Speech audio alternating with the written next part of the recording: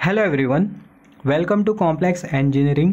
तो अभी हम लोग डिस्कस करेंगे थर्मोडायनेमिक प्रोसेसेस के बारे में। तो पहला जो प्रोसेस होगा वो होगा साइक्लिक प्रोसेस और नॉन साइक्लिक प्रोसेस। दूसरा जो प्रोसेस होगा वो होगा आइसोथर्मल प्रोसेस। तीसरा जो प्रोसेस होगा वो होगा आइसोबारिक प्रोसेस। चौथा प्रोसेस होगा अडियाबैटिक। पांचवा प्रोसेस होगा आइसोकोरिक प्रोसेस और जो छठा जो प्रोसेस होगा वो होगा क्वासी स्टैटिक प्रोसेस। साथ ही साथ हम लोग डिस्कस कर लेंगे इरिवर्सिबल प्रोसेस क्या होता है, रिवर्सिबल प्रोसेस क्या होता है, और एट द सेम टाइम हम लोग ये भी डिस्कस करेंगे कि स्पॉन्टेनियस प्रोसेस क्या होता है। तो हमें पता है कोई भी थर्मोडायनेमिक सिस्टम को डिफाइन करने के लिए हमें चाहिए होते हैं थर्मोडायनेमिक्स पैरामीटर। और फंडामेंटल लेवल पर अगर हम लोग देखें वो जो थर्मोडायनेमिक्स पैरामीटर होते हैं उसको हम लोग बोलते हैं प्रेशर, वॉल्यूम और टेम्परेचर। तो बेसिकली प्रेशर, वॉल्यूम और जो टेम्परेचर होता है इसको हम लोग कंसिडर करते हुए चलते हैं थर्मोडायनेमिक्स पैरामीटर, और कोई भी थर्मोडायनेमिक सिस्टम को हम लोग डिफाइन कर सकते हैं। जो P होता है वो होता है प्रेशर और वॉल्यूम होता है V, और जो टेम्परेचर होता है उसको हम लोग शो करते हैं कैपिटल लेटर T से। तो यहाँ पर अगर हम लोग देखें पहला जो प्रोसेस होगा वो होगा साइक्लिक प्रोसेस और नॉन साइक्लिक प्रोसेस। तो यहाँ पर हमने कंसिडर किया ये है थर्मोडायनेमिक सिस्टम। और थर्मोडायनेमिक सिस्टम हम लोग बेसिकली किसको कंसिडर करते हैं, जो पिस्टन और जो सिलेंडर होता है उसको हम लोग फंडामेंटल लेवल पर थर्मोडायनेमिक सिस्टम कंसिडर करते हुए चलते हैं। और वॉल्यूम में अगर एक्सपेंशन होता है तो इसका मतलब थर्मोडायनेमिक सिस्टम हमें काम करके देता है, और वॉल्यूम में अगर कंप्रेशन होता है तो इसका मतलब थर्मोडायनेमिक सिस्टम पर काम किया जाता है। तो ये बहुत इंपॉर्टेंट कॉन्सेप्ट है, इसको हम लोग बहुत जगह यूज़ करेंगे। तो अगर वॉल्यूम में एक्सपेंशन तो थर्मोडायनेमिक सिस्टम काम करके देता है और जो पिस्टन होता है वो नीचे से ऊपर की तरफ जाता है। और वॉल्यूम में अगर कंप्रेशन होता है तो उस केस में जो थर्मोडायनेमिक सिस्टम होता है उस पर काम किया जाता है, और जो पिस्टन होता है उस केस में ऊपर से नीचे की तरफ आता है। तो यहाँ पर हमने कंसीडर किया ये थर्मोडायनेमिक सिस्टम, ये थर्मोडायनेमिक सिस्टम को हमने क्यू हीट प्रोवाइड किया, जिसके वजह से क्या होता है, ये जो थर्मोडायनेमिक सिस्टम का जो वॉल्यूम होता है उसमें एक्सपेंशन होता है। और यहाँ पर ये वाला जो स्टेट है उसको हमने कंसीडर किया इनिशियल स्टेट। जो आई सब स्क्रिप्ट में जो एस है वो हमें इंडिकेट कर रहा है इनिशियल स्टेट।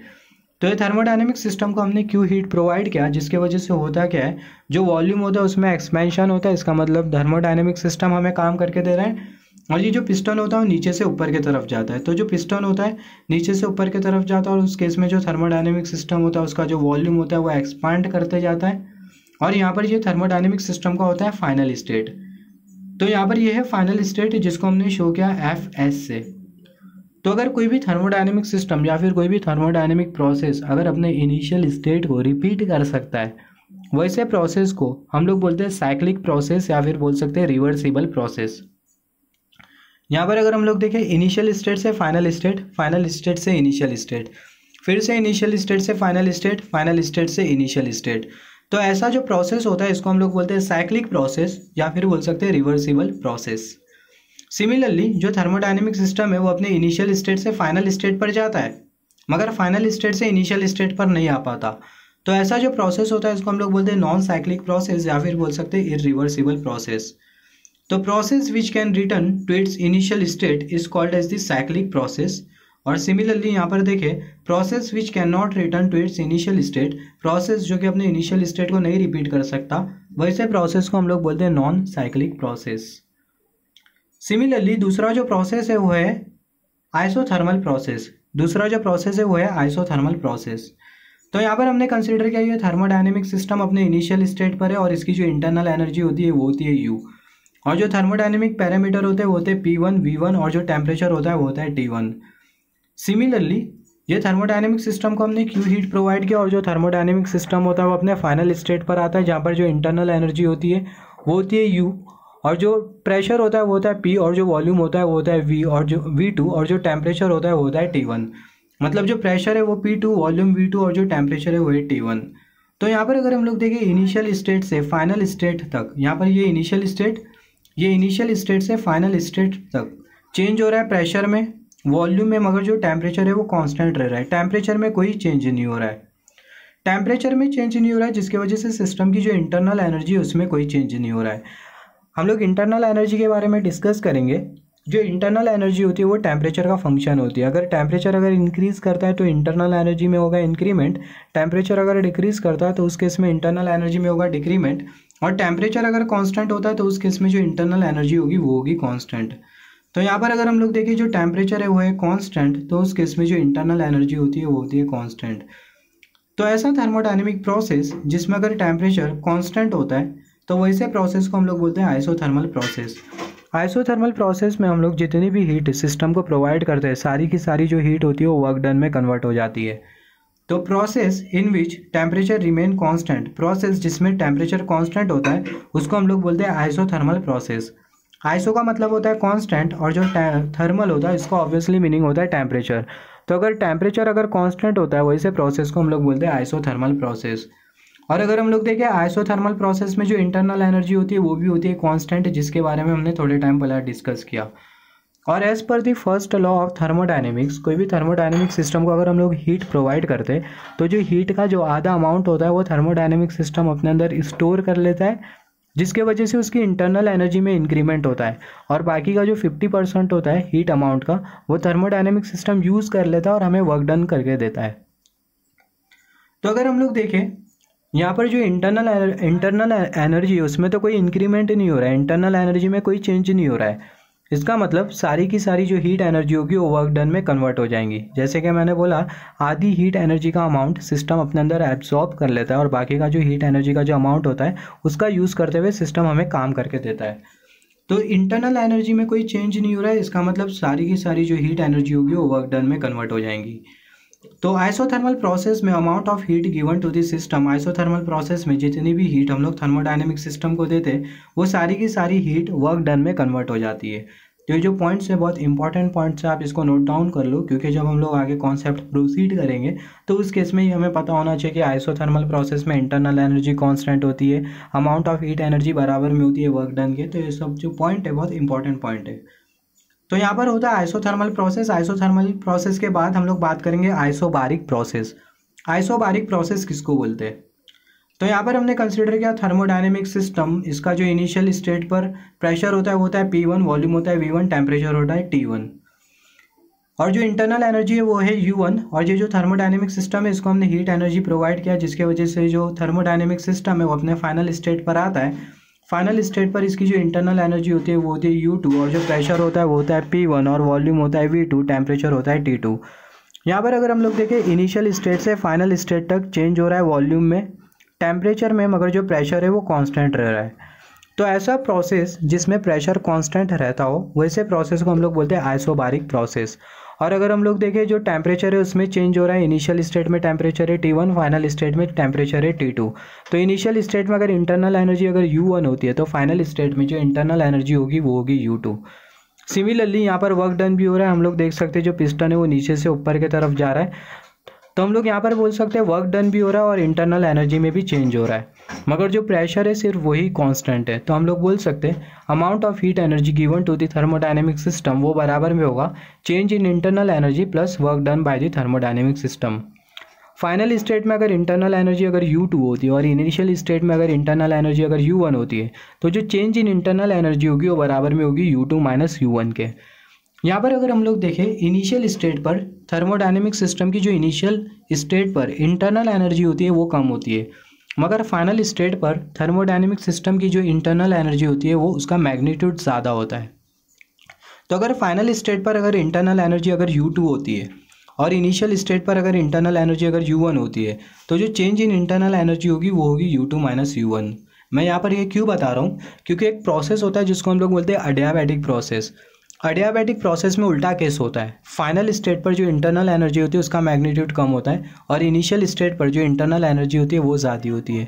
मगर अडियाबैटिक प्रोसेस को छोड़ के जितने भी जो प्रोसेसेस होते हैं वो सभी प्रोसेस में इनिशियल स्टेट में जो इंटरनल एनर्जी होती है वो ज़्यादा होती है और फाइनल इनिशियल स्टेट में जो इंटरनल एनर्जी होती है वो कम होती है और फाइनल स्टेट पर जो इंटरनल एनर्जी होती है उसका जो मैग्नीट्यूड होता है वो ज़्यादा होता है।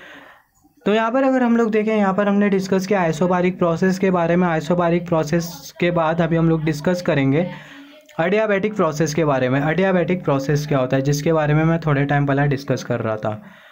तो यहाँ पर हमने कंसीडर किया यह है थर्मोडायनेमिक सिस्टम। अडियाबैटिक प्रोसेस सबसे पहला वो प्रोसेस होता है जिसमें जो थर्मोडायनेमिक सिस्टम होता है उसका कोई इंटरेक्शन नहीं होता है सराउंडिंग के साथ। मतलब जो थर्मोडायनेमिक सिस्टम होता है उसका कोई हीट इंटरेक्शन नहीं होता है सराउंडिंग के साथ।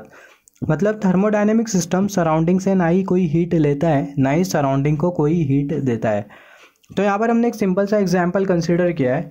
यहाँ पर ये थर्मोडायनेमिक सिस्टम है, इसका इनिशियल स्टेट जहाँ पर प्रेशर है P1, वॉल्यूम है V1, टेम्परेचर है T1 और इनिशियल स्टेट पर जो इंटरनल एनर्जी है उसको हमने कंसीडर किया U1।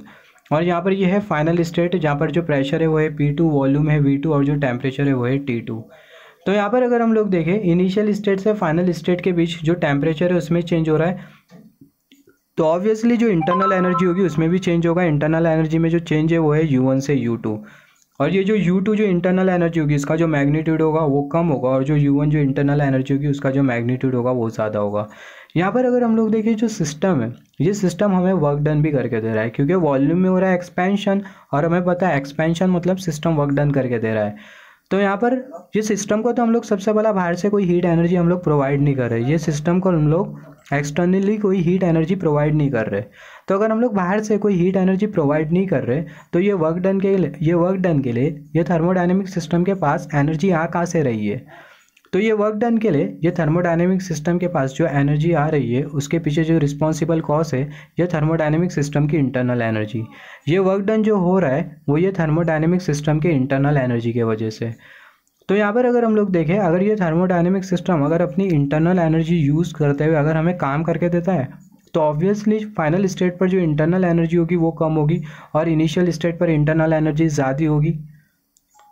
तो यहाँ पर अगर हम लोग देखें अडियाबैटिक प्रोसेस एक ऐसा प्रोसेस होता है जिसमें फाइनल स्टेट पर जो इंटरनल एनर्जी होती है वो कम होती है और इनिशियल स्टेट पर जो इंटरनल एनर्जी होती है वो ज़्यादा होती है। तो उस केस में हम लोग बोल सकते हैं जो चेंज इन इंटरनल एनर्जी होती है बेसिकली उसको हम लोग शो करते हैं U2 माइनस U1। मगर अडियाबैटिक प्रोसेस में फाइनल स्टेट पर जो इंटरनल एनर्जी होती है उसका मैग्नीट्यूड कम होता है। ये U2 होगी इंटरनल एनर्जी, उसका मैग्नीट्यूड कम होगा, U1 का मैग्नीट्यूड ज़्यादा होगा। तो हम लोग बोल सकते हैं जो चेंज इन इंटरनल एनर्जी होगी वो होगी U1 माइनस U2। और यहाँ पर अगर हम लोग देखें यहाँ पर जो वर्क डन हो रहा है वो किसके वजह से हो रहा है, इंटरनल एनर्जी के वजह से हो रहा है। तो उस केस में हम लोग बोल सकते हैं जो वर्क डन होगा वो बराबर में होगा चेंज इन इंटरनल एनर्जी के।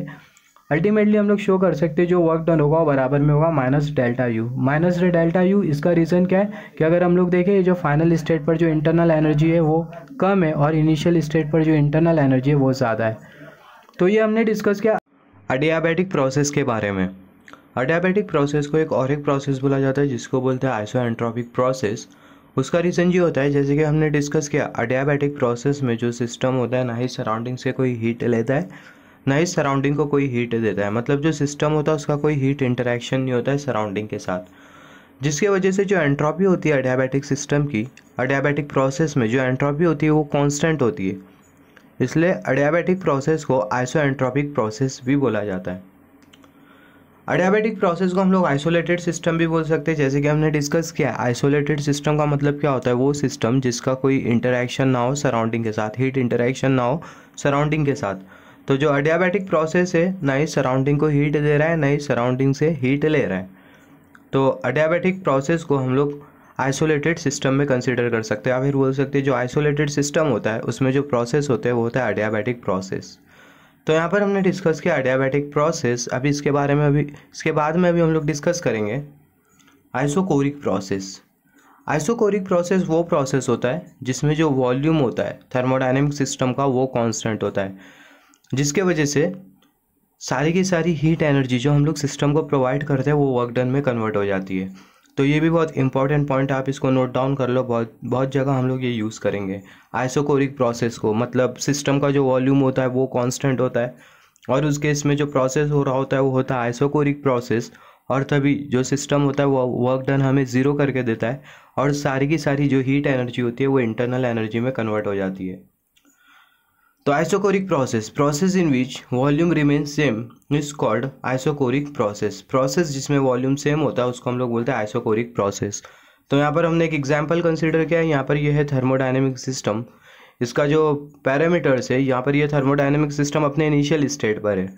इसका parameter pressure P1, volume V1, temperature T1 initial state पर। यह थर्मोडायनेमिक सिस्टम को हमने प्रोवाइड किया क्यू हीट, जिसके वजह से सिस्टम का जो प्रेशर होता है वो होता है P2, वॉल्यूम हो जाता है V2 V1 और जो टेम्परेचर होता है वो होता है T2। तो अगर हम लोग देखें ये इनिशियल स्टेट है और यहाँ पर ये फाइनल स्टेट है। दोनों स्टेट में जो वॉल्यूम है वो सेम है। यहाँ पर भी जो वॉल्यूम है वो है V1 और यहाँ पर भी जो वॉल्यूम है वो है V1। तो इनिशियल स्टेट से लेकर फाइनल स्टेट तक के जो वॉल्यूम है वो सेम है। तो सारी की सारी हम लोग जो हीट एनर्जी दे रहे हैं उसका क्या हो क्या रहा है, जैसे कि हमने डिस्कस किया था as per the first law of thermodynamics. जब हम लोग कोई भी थर्मोडायनेमिक सिस्टम को हीट प्रोवाइड करते हैं तो जो हीट का जो आधा अमाउंट होता है सिस्टम अपने अंदर एब्जॉर्ब कर लेता है या फिर बोल सकते हैं स्टोर कर लेता है, जिसकी वजह से उसकी इंटरनल एनर्जी में इंक्रीमेंट होता है।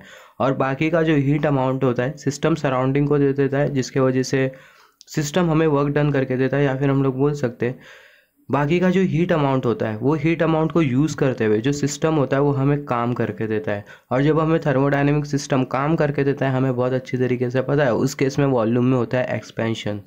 मगर यहाँ पर अगर हम लोग देखें वॉल्यूम में एक्सपेंशन नहीं है, इसका मतलब थर्मोडायनेमिक सिस्टम हमें काम करके नहीं दे रहा है, जो वर्क डन है वो है ज़ीरो। तो क्या होगा, सारी की सारी जो हीट एनर्जी हम लोग प्रोवाइड करेंगे सिस्टम को, सारी की सारी हीट एनर्जी सिस्टम में एब्जॉर्ब हो जाएंगी, सिस्टम स्टोर कर लेगा और पूरी हीट एनर्जी की वजह से इंटरनल एनर्जी में होगा इंक्रीमेंट। मतलब पूरी की पूरी हीट एनर्जी में, पूरी की पूरी हीट एनर्जी के वजह से इंटरनल एनर्जी में होगा चेंज। तो हम लोग बोल सकते हैं Q equal to delta U, और यहाँ पर ये जो डेल्टा यू है वो चेंज इन इंटरनल एनर्जी और वो बराबर में होगी U2 माइनस U1। तो वॉल्यूम में कोई चेंज नहीं होता है और जो वर्क डन होता है वो ज़ीरो होता है आइसोकोरिक प्रोसेस में। और जैसे कि मैंने आपको बोला है जो पॉइंट है आइसोकोरिक प्रोसेस को लेके बहुत इंपॉर्टेंट है, जितनी भी जो हीट अमाउंट होती है सिस्टम अपने अंदर एब्जॉर्ब कर लेता है, वर्क डन ज़ीरो होता है, जिसके वजह से गिवन अमाउंट ऑफ हीट बराबर में होती है change in internal energy of the thermodynamic system. इसके बाद वाला जो प्रोसेस है बहुत इंटरेस्टिंग प्रोसेस है, जिसको हम लोग बोलते हैं क्वासी स्टैटिक प्रोसेस। ये जो प्रोसेस है वो है क्वासी स्टैटिक प्रोसेस। तो सबसे पहला क्वासी का मतलब क्या, क्वासी स्टैटिक प्रोसेस, क्वासी एक प्रीफिक्स होता है स्टैटिक, और क्वासी का मतलब भी होता है, सबसे पहला क्वासी एक प्रीफिक्स है और क्वासी का मतलब भी होता है similar but not exactly same as static. Same तो रहेगा मगर स्टैटिक के बराबर में नहीं होगा। मतलब सिंपल वर्ड में बोलूँ, जो क्वासी स्टैटिक प्रोसेस होगा ना वो कुछ इस तरीके का प्रोसेस होगा जिसमें थर्मोडायनेमिक पैरामीटर्स चेंज करेंगे, मगर उसका जो रेट ऑफ चेंज होगा ना, प्रेशर वॉल्यूम और टेम्परेचर, उसका रेट ऑफ चेंज वो इतना स्लो होगा कि हमें ऐसा लगेगा कि जो थर्मोडायनेमिक पैरामीटर्स है वो स्टैटिक स्टेट में, मगर एक्चुअल में स्टैटिक स्टेट में नहीं होते, उनका रेट ऑफ चेंज बहुत स्लो होता है और हमें ऐसा लगता है कि जो थर्मोडायनेमिक पैरामीटर्स है वो स्टैटिक स्टेट में। स्टैटिक का मतलब क्या होता है, स्टैटिक मतलब रुका होना, स्टैटिक मतलब रुका होना, या फिर हम लोग बोल सकते हैं कांस्टेंट। तो हम लोग बोल सकते हैं क्वासी स्टैटिक प्रोसेस वो प्रोसेस होते हैं जिसमें जो थर्मोडायनेमिक पैरामीटर्स का जो रेट ऑफ चेंज होता है वो इतना स्लो होता है कि हमें ऐसा लगता है कि जो थर्मोडायनेमिक पैरामीटर्स है वो स्टैटिक स्टेट में। Process in which thermodynamic parameters are similar to static, process जिसमें जो थर्मोडायनेमिक पैरामीटर्स है हमें ऐसा लगता है वो स्टैटिक के जैसे, मतलब रुके हुए, मगर एक्जैक्टली स्टैटिक नहीं होते, मगर एक्चुअल में या फिर वो एक्जैक्टली रुके हुए नहीं होते। Process which will happen in thermodynamic system, जो प्रोसेस होगा थर्मोडायनेमिक सिस्टम में वो बहुत स्लो होगा in order to maintain the thermal equilibrium, thermal equilibrium को मेंटेन रखने के लिए जो प्रोसेस हो रहा है क्वासी स्टैटिक प्रोसेस वो बहुत स्लो हो रहा है। तो जैसे कि हमने डिस्कस किया, प्रोसेस जिसमें जो थर्मोडायनेमिक पैरामीटर्स होते हैं वो सिमिलर होते हैं स्टैटिक के तरह मगर स्टैटिक नहीं होते, और यही प्रोसेस को हम लोग बोलते हैं क्वासी स्टैटिक प्रोसेस। आप ऐसा भी बोल सकते हो क्वासी स्टैटिक प्रोसेस वो प्रोसेस होता है जिसमें जो थर्मोडायनेमिक पैरामीटर्स का रेट ऑफ चेंज होता है वो इतना स्लो होता है कि हमें ऐसा लगता है कि जो थर्मोडायनेमिक पैरामीटर्स है वो स्टैटिक स्टेट में। तो यही था थर्मोडायनेमिक प्रोसेसेस के बारे में। पहला हमने डिस्कस किया cyclic process, non cyclic process. तो अगर प्रोसेस अपने इनिशियल स्टेट को रिपीट करता हो वैसे प्रोसेस को बोलते हैं cyclic process. Non cyclic process, process जो कि अपने इनिशियल स्टेट को नहीं रिपीट कर सकता हो वैसे प्रोसेस को हम लोग बोलते हैं non cyclic process. Isothermal process वो प्रोसेस होता है जिसमें जो सिस्टम का टेम्परेचर होता है वो कांस्टेंट होता है इनिशियल स्टेट से फाइनल स्टेट तक। आइसोबारिक प्रोसेस वो प्रोसेस होता है जिसमें जो प्रेशर होता है वो कांस्टेंट होता है। अडियाबैटिक प्रोसेस वो प्रोसेस होता है जिसमें सिस्टम का कोई हीट इंटरेक्शन नहीं होता है सराउंडिंग के साथ। आइसोकोरिक प्रोसेस वो प्रोसेस होता है जिसमें जो वॉल्यूम होता है सिस्टम का वो कांस्टेंट होता है। क्वासी स्टैटिक प्रोसेस वो प्रोसेस होता है जिसमें थर्मोडायनेमिक पैरामीटर्स का जो रेट ऑफ चेंज होता है वो इतना स्लो होता है कि हमें ऐसा लगता है कि जो थर्मोडायनेमिक पैरामीटर्स है वो स्टैटिक स्टेट में। तो इसके बाद हम लोग डिस्कस करेंगे कि एक थर्मोडायनेमिक सिस्टम हमें क्वासी स्टैटिक स्टेट में कितना काम करके देता है। फिर उसके बाद आइसोथर्मल प्रोसेस में थर्मोडायनेमिक सिस्टम हमें कितना काम करके देता है। फिर उसके बाद हम लोग डिस्कस करेंगे अडियाबैटिक प्रोसेस में एक थर्मोडायनेमिक सिस्टम हमें कितना काम करके देता है।